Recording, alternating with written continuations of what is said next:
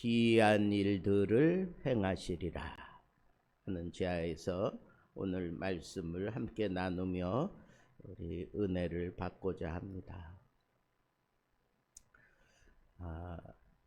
참 2025년도 시작한 게 진짜 바로 엊그제 같은데 벌써 1월달이 다 지나가고 2월달이 우리 앞으로 이렇게 성큼 다가왔고 또 저희들이 첫 발을 내디디면서 우리는 많은 기대를 합니다.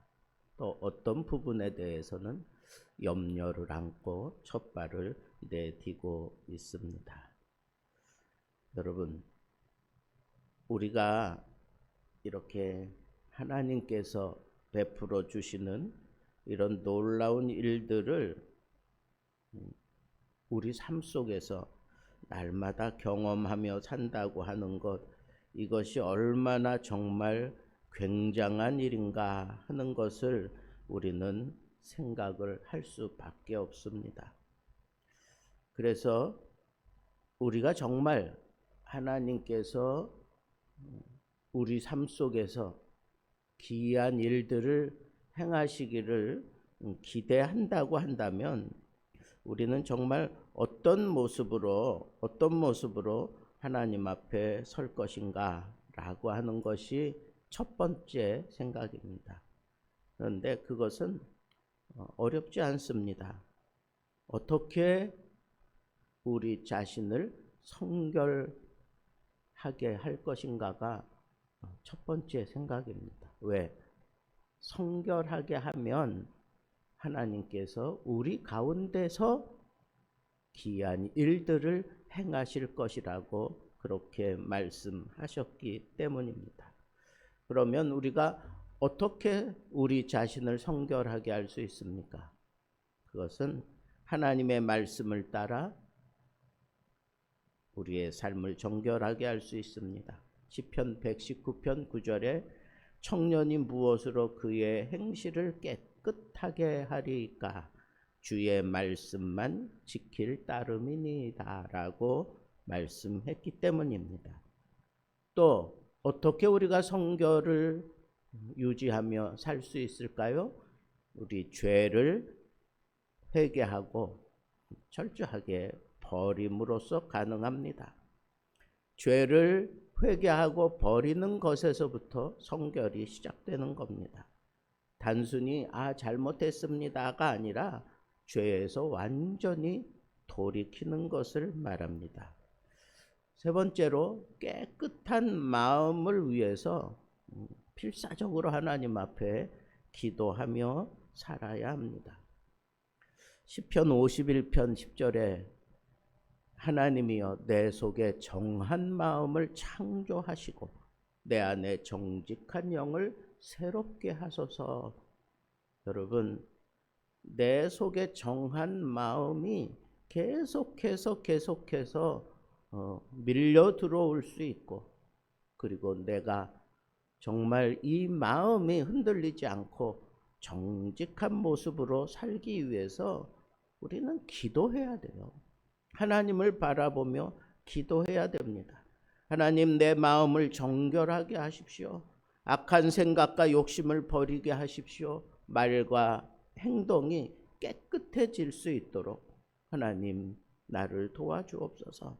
성결한 삶은 바로 이 기도를 통해서 유지되는 것입니다. 우리가 이렇게 애를 쓰고 노력하고 그런다고 해서 다 되는 것은 아니죠. 성령을 따라 살 때 우리 육체의 욕심을 이루지 않을 것이라고 갈라디아서 5장 16절에 그렇게 얘기했습니다. 성령님의 도우심이 필요합니다. 성결하게 살기 위해서 무엇보다도 성령님의 도우심이 필요합니다. 말씀을 통해서 성령의 인도하심을 구할 줄 알아야 합니다. 기도할 때마다 성령님 내 마음에 오셔서 내 마음에 정한 마음을 창조하시고 내 속에 이 깨끗한 모습을 늘 유지하며 살아갈 수 있도록 나에게 힘을 주시고 나에게 능력을 주셔서 내가 세상과 다르게 정말 깨끗한 모습으로 살아갈 수 있도록 성령님 나에게 내적인 힘을 좀 불어넣어 주십시오라고 그렇게 기도할 수 있어야 우리가 성결하게 살아갈 수 있습니다. 또 하나님을 가까이 할 때 우리는 성결함이 유지된다고 하는 이 사실을 놓치지 말아야 합니다. 야고보서 4장 8절에 하나님을 가까이 하라 그리하면 너희를 가까이 하시리라. 죄인들아 손을 깨끗이 하라. 두 마음을 품은 자들아 성결하게 하라. 그 선행 조건이 뭐예요? 하나님을 가까이 하라입니다. 하나님과 가까이 할 때 우리는 성결해질 수밖에 없고 하나님과 친밀하게 그렇게 살아갈 때 우리 속에 악한 뿌리가 다 제거되고 이 세상에 어두운 것들이 파고 들어오지 못할 것입니다. 그렇습니다.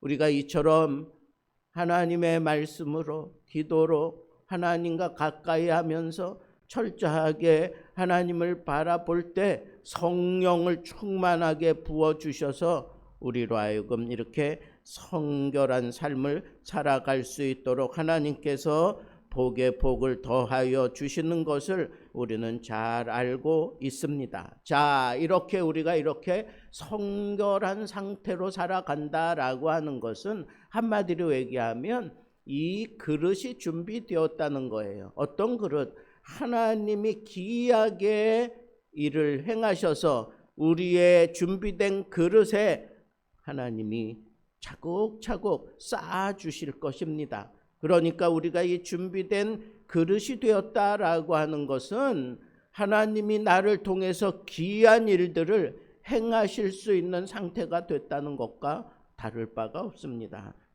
첫째로 하나님께서는 막힌 길을 여시는 분입니다.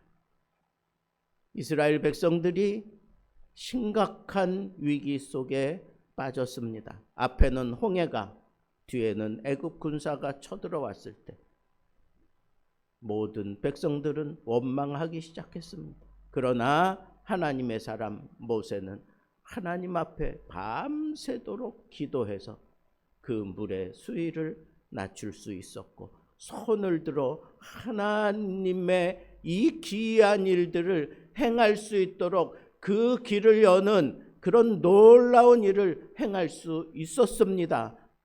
하나님은 막힌 길을 여시는 하나님. 인간들 눈에는 보이지 않아요. 그런데 그 홍해의 심장을 쫙 갈라서 시온으로 향하는 대로를 활짝 열어주셨던 그 하나님, 우리에게 말씀합니다. 너희는 두려워하지 말고 가만히 서서 여호와께서 오늘 너희를 위하여 행하시는 구원함을 보라라고 그렇게 얘기하고 있습니다. 여러분, 인생길을 살아가는 동안 수시로 막히는 길이 우리에게 찾아올 수 있습니다.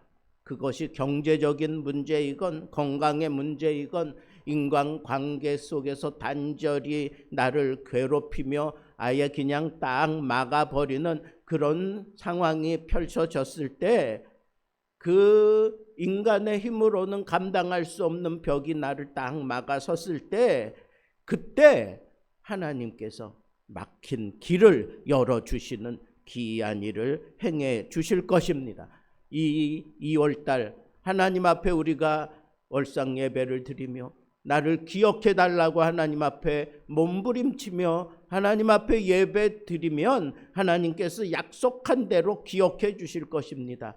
여러분들 앞에 막힌 길이 있습니까? 그것부터 하나님은 열어주실 것을 믿습니다. 두 번째로 하나님께서는 부족한 것들을 채워주시는 분입니다. 열왕기상 17장에 보면 사르밧 과부 얘기가 나옵니다. 우리가 너무나 잘 압니다. 마지막 양식을 자기 아들과 함께 이렇게 구워서 먹고 죽으려고 그렇게 준비하고 있을 때 하나님께서는 엘리야를 그 사람에게 보냅니다. 그리고 아주 뚱딴지 같은 그런 말씀을 하십니다. 먼저 그것으로 나를 위하여 작은 떡 하나를 만들어 내게로 가져오라. 그런 얘기입니다. 여러분, 사르밧 과부가 이성적인 판단을 하고 뭐 이런 사람이 다 있어. 하나님의 사람이면 다야. 그러면서 그냥 그 나머지 양식을 가지고 자기 아들과 이렇게 부쳐 먹고 그랬으면 그것으로 끝났을 거예요. 그런데 먼저라고 하는 이 마음이 꽂혔나 봐요. 그래서 마지막 양식을 정말 하나님의 사람에게 바쳤어요. 순종한 거죠. 순종. 그랬더니 하나님께서 우리가 잘 아는 대로 그 기근이 다 끝날 때까지 그 집에 기름과 밀가루가 떨어지지 않도록 하나님께서 기이한 일을 행하셨단 말입니다. 물질이나 건강, 잠정적으로 부족한 이런 것들로 인해서 막 괴롭고 힘들고 어렵습니까?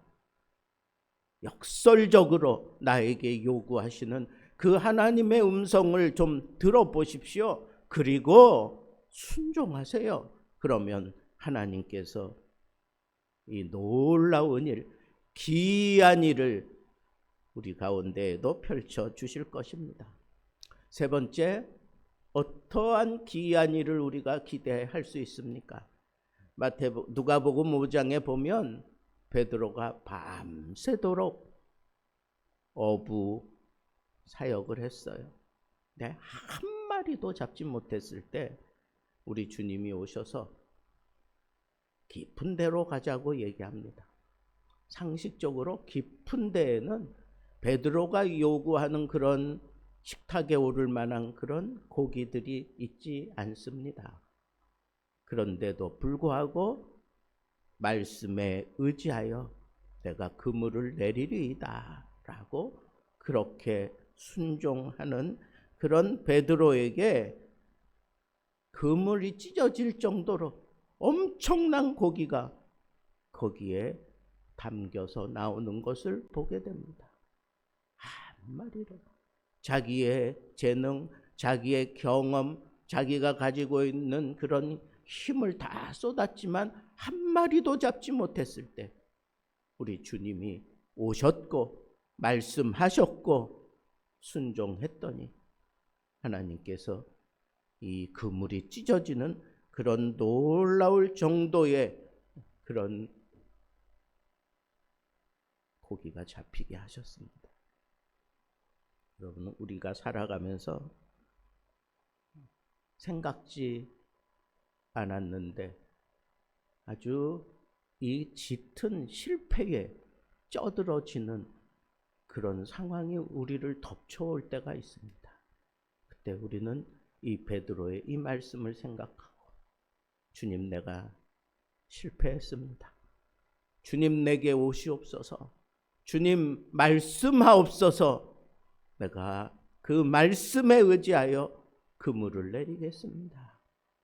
그러면서 자기의 방법, 자기의 지식, 자기의 모든 것들 다 내려놓고 주님의 말씀에 순종한다면 바로 그때 하나님의 기이한 일들이 일어나게 되는 것입니다. 네 번째로, 하나님은 위기의 순간에 우리를 기이하게 보호해 주십니다. 다니엘 6장에 보면 이 사자굴에 떨어졌을 때 그냥 다니엘은 그것도 그냥 이렇게 묶여가지고 떨어졌어요. 싸울 수도 없는 그런 모습으로 떨어졌는데 그 위기의 순간 얼마나 두렵겠어요. 얼마나 그냥 머리가 쭈삣쭈삣 설 수밖에 없잖아요. 사자가 바로 앞에서 으르렁대고 있는데 사자들이. 그 위기의 순간에 하나님께서 그 사자의 입을 막으셨다 그랬어요.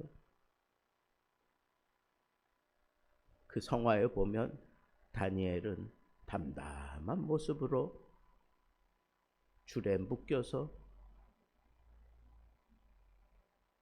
담담한 모습을 유지하고 오히려 고통스럽고 이게 도대체 뭔가 그러면서 아주 괴로워하는 그런 표정의 사자의 얼굴이 나타나 있는 그 그림을 본 적이 있습니다.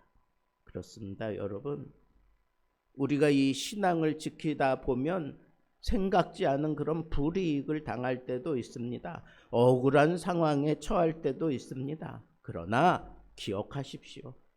정말 모든 것 다 뒤집어질 것 같은 그런 위기감이 내 코앞에 다가왔을 때 이 말씀을 붙드세요. 하나님이 위기 상황 속에서 나에게 기이한 일들을 행하신다 하는 이 말씀을 붙들고 절대로 지지 마십시오. 가던 길을 끝까지 가야 할 것입니다. 마지막으로 하나님은 찬양하는 자들에게 기꺼이 길을 열어주시는 분입니다. 아니, 찬양하는 그 순간에 하나님은 기이한 일을 행하십니다. 여호사밧의 군대가 그저 하나님 앞에 감사하며 하나님의 그 사랑이 영원하다고 찬송하며 갈 뿐이었습니다. 그런데 그 찬송을 시작할 때에 하나님은 기이한 일을 행하셨습니다. 상황이 달라진 게 아니었습니다. 그러나 찬송하며 감사하며 나아갈 때 그때 하나님이 기이한 일을 행하셔서 싸우지도 않고 대대적인 승리를 거두고 그리고 전리품을 사흘 동안이나 그렇게 챙길 수 있는 그런 놀라운 하나님의 복을 경험할 수 있었습니다. 여호사밧뿐이겠습니까? 바울과 실라도 그랬습니다. 흠씬 두들겨 맞고 한밤중에 하나님 앞에 찬양했습니다. 옥문이 흔들리고 문이 열리고 간수가 자결하려고 할 때 바울이 소리를 지르며 내 몸을 상하지 말라. 우리가 다 여기 있다. 그리고 결국은 우리가 어떻게 하면 구원 얻겠습니까? 바울이 얘기했습니다. 너와 내 집이 구원을 얻을 것이다. 어떻게 하면? 주 예수를 믿으면. 여러분, 이 감옥에서도 이 기이한 일을 하나님이 행해 주실 때 바울이 자기의 사명 당당하게 감당할 수 있는 그런 놀라운 역사가 그 속에서 일어났던 것을 우리는 알 수 있습니다. 흠칫 두들겨 맞았어요. 좋은 일 했잖아요. 하나님 일 했는데 왜 나에게 절망이 자꾸 파고드는 겁니까? 왜 실패합니까? 왜 억울한 일을 당합니까? 왜 낙심할 만한 그런 상황을 하나님은 이렇게 길게 만들어 가시는 걸까? 여러분, 거기에 지지 말고 그때 하나님 앞에 입을 벌려 찬송하십시오. 흠씬 두들겨 맞고 힘도 없을 텐데 그때 한밤중에 찬양이 터져 나온 것 보면 하나님이 그렇게 찬양을 터뜨리신 것 같아요. 뭐가 좋다고 그렇게 찬양하겠어요?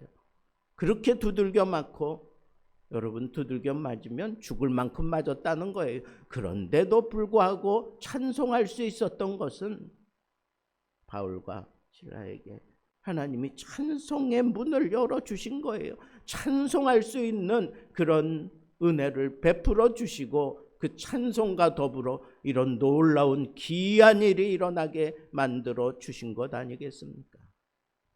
여러분, 저는 2월 한 달도 하나님이 우리를 위하여 기이한 일들을, 한 가지가 아니라 기이한 일들을 준비해 놓으셨다고 저는 믿습니다.